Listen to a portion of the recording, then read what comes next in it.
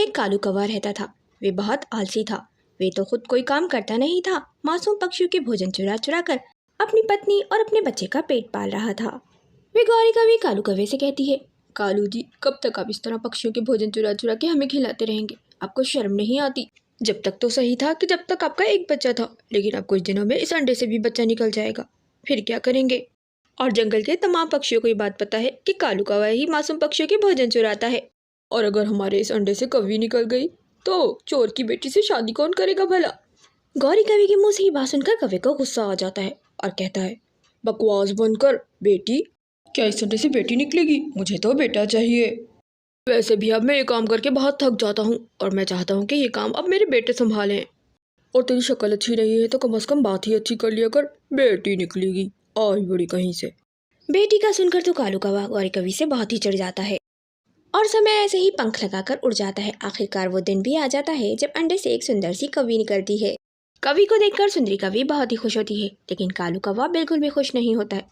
ओए होए, ये क्या हो गया? ये मनहूस कहाँ से आ गई? कालू कौवा मन ही मन ये सोचने लगता है, लेकिन गौरी कौवी से इस बारे में कुछ भी नहीं कहता है। गौरी कौवी अपनी बेटी का नाम सुंदरी रखती है। सुंदरी को पाकर गौरी कौवी बहुत खुश थी, लेकिन कालू कौवा बिल्कुल भी खुश नहीं था। वे कालू कौवा एक दिन गौरी कौवी को कहता है, गौरी, बहुत दिन हो गए मैं सुंदरी को कहीं घुमाने नहीं ले गया, मैं इसको कहीं घुमा कर लेकर आता हूँ। ये कह के वे कालू कौवा सुंदरी कौवी को घुमाने के लिए ले जाता है और जंगल में दूर एक गार के पास ले जाता है। वो गार एक भूखे शेर की थी। जंगल के तमाम पक्षी यहाँ आने से डरते थे, लेकिन कालू कौवा तो कुछ और ही सोच रहा था। वे सुंदरी कौवी को इस गार के पास छोड़कर जाने की सोच रहा था। तभी अचानक वहाँ पे टिंटड़ी चिड़िया आ जाती है और कालू कौवे से कहती है, कालू भाई, क्या बात है? यहाँ क्यों बैठे हो? कोई समस्या है क्या? मुझे बताओ। क्या तुम्हें पता नहीं है कि इस गुफा में एक भूखा शेर रहता है और वो किसी समय भी बाहर आ सकता है? टुनटुनी चिड़िया के मुंह से ये बात सुनकर कालू कौवा सटपटा जाता है और कहता है, अरे नहीं नहीं, वो उड़ते उड़ते मेरी लाडो बेटी सुंदरी बहुत थक गई थी, इसलिए मैं इसे लेके यहाँ उतर गया और मुझे तो पता ही नहीं चला कि ये तो भूखे शेर की गुफा है। मैं अभी के अभी अपनी प्यारी बेटी को यहाँ से ले जाता हूँ। सुंदरी कवि को वहाँ से ले जाते हुए कालू कौवा टुनटुनी चिड़िया को मन ही मन कोसता है, न जाने कहाँ से आ गई मनूस, मेरा पूरा काम खराब कर दिया। अब इस सुंदरी की बच्ची को ठिकाने लगाने के लिए कुछ और ही सोचना पड़ेगा। फिर कालू कौवा सुंदरी कवि को पेड़ की एक डाल पर जाकर बैठ जाता है और मन ही मन सोचने लगता है, मैं जंगल में इसे कहीं भी ले जाकर मारूं, कोई ना कोई पक्षी मुझे जरूर देख लेगा। क्यों ना मैं सुंदरी को ही ऐसा कुछ कह दूं कि जिससे ये खाना पीना छोड़ दे, और जब ये खुद से ही खाना पीना छोड़ देगी तो आहिस्ता आहिस्ता कमजोरी के कारण ये मर जाएगी। मेरी इस योजना से तो सांप भी मर जाएगा और लाठी भी नहीं टूटेगी।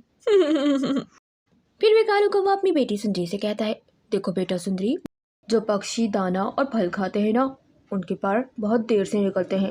बहुत सारे पक्षी तो ऐसे भी हैं जो 2 महीने से पहले दाना और फल खा लेते हैं, तो उनके तो पर ही नहीं निकलते।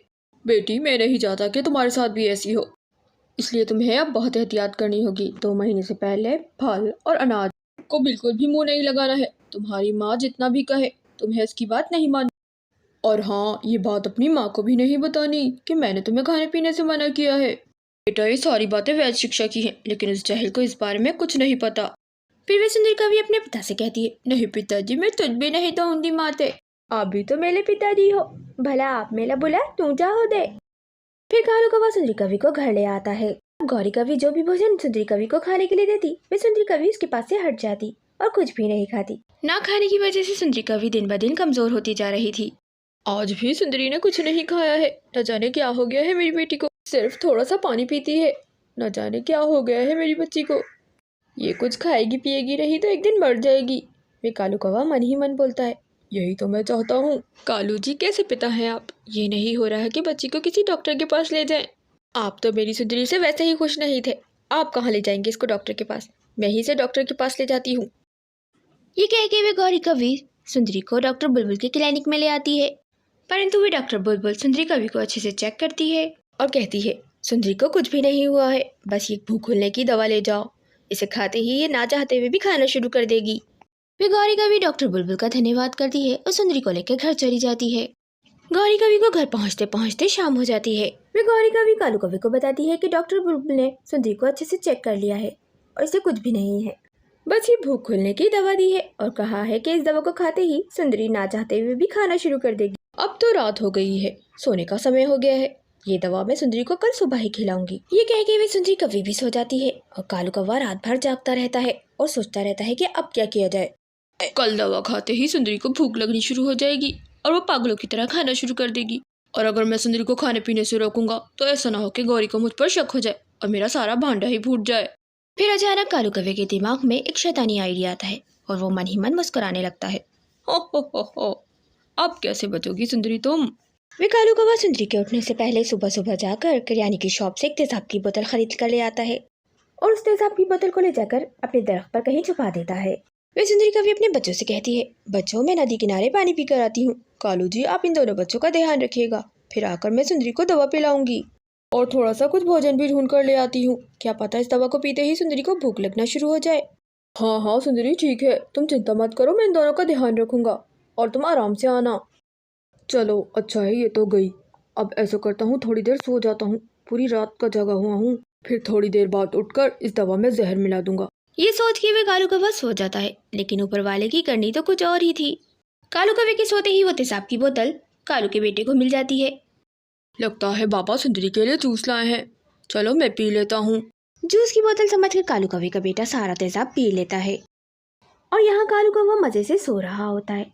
सुंदरी जब घर पहुँचती है तो देखती है कि उसका बेटा तो बेहोश पड़ा है और उसके मुंह से झाग भी निकल रहा है। गौरी कवि के आते ही कालू कवि की आंख भी खुल जाती है। गौरी कवि के आते ही कालू कौवा भी उठ के बैठ जाता है। वे सुंदरी कालू से कहती है, कालू जी आप क्या कर रहे थे? इसके मुंह से झाग क्यों निकल रहा है? लगता है इसने कोई जहरीली चीज पी ली है। जहर का नाम सुनते ही कालू कवि के होश उड़ जाते हैं और वे समझ जाता है कि जग्गू ने तेजाब पी लिया है। अब कालू कवि को अपने किए पर बहुत पछतावा होता है और वे फूट फूट कर रोने लगता है। वे कालू कौवा और सुंदरी कवि भागम भाग जग्गू को डॉक्टर बुलबुल के पास ले जाते हैं।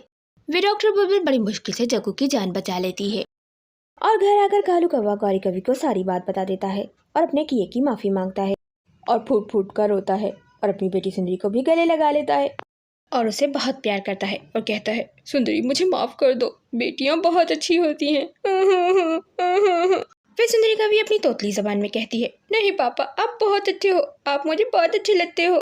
और यूं गौरी कवि भी कालू कवि को माफ कर देती है क्योंकि उसे अपनी गलती का एहसास हो गया था और यूं पूरा परिवार मिलकर खुशी खुशी रहने लगता है। गाइस वीडियो पसंद आए तो वीडियो को लाइक और चैनल को जरूर सब्सक्राइब करें।